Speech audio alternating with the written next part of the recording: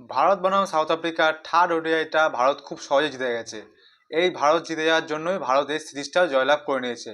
অনেক চিন্তা ছিল ভারতীয় ফ্যান্সদের জিতবে কি জিতবে না, কিন্তু অবশেষে যখন টস জয়লাভ করে ভারত, তখনই বোঝা যাচ্ছিল যে ভারত খুব সহজে জিতে যাবে। সেটা কেএল রাহুল মুখেই স্পষ্ট দেখা যাচ্ছিল।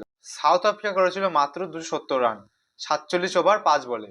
কিন্তু সেই রান ভারত মাত্র 39 ওভার 5 বলে রানটা চেস করে নেয়, মাত্র একটা উইকেটের ব্যবধানে। এই রান চেস করতে গিয়ে জয়সওয়াল নট আউট থেকেছেন, বিরাট কোহলি নট আউট থেকেছেন।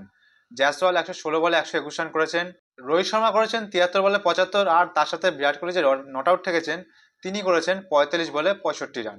বিরাট কোহলিকে নিয়ে অনেক প্রশ্ন উঠছিল, বিরাট কোহলি রান পাচ্ছে না, বিরাট কোহলি কি 2027 ওয়ার্ল্ড কাপ খেলবে না, বিরাট কোহলি কি বসিয়ে দেওয়া হবে। বিরাট কোহলি তার সমস্ত জবাব ব্যাটে করে দিয়ে দিয়েছে।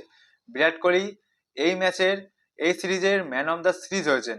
তিনি এই ম্যাচে একবারও আউট হননি। প্রথমের শতক, সেকেন্ডের শতক, থার্ডের নট আউট, 75 রান, সরি 65। যখন ভারত সিরিজটা জয়লাভ করে, তখন যখন গৌতম গম্ভীর হেড কোচ প্রেসের সামনে যান, তখন তিনি বলেন যে আমাকে নিয়ে অনেক উল্টোপাল্টা বলা হয়েছে, আমি যে হারছি সেই নিয়ে অনেকে যারা খেলা বোঝে না সে তারাও বলেছে। আমি একটা কথাই বলবো যে যারা বলেছে ঠিকই বলেছে। গৌতম গম্ভীরকে যদি এখন সরানো না হয়, তাহলে ভারতের ভবিষ্যতে অনেক দুঃখ কষ্ট রয়েছে।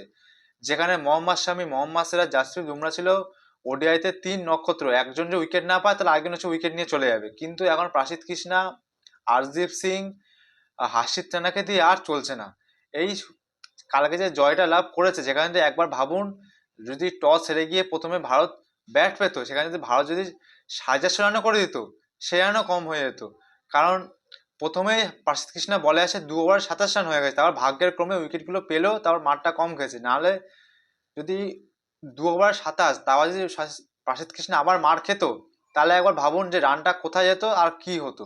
সিরিজ হচ্ছে বলে বেঁচে গেছে, যখন একটা ওয়ার্ল্ড কাপ হবে তখন হবে, তখন যদি এরকম তিনটে জোকারকে নিয়ে যায় তাহলে ভারত খুব সহজেই হেরে যাবে।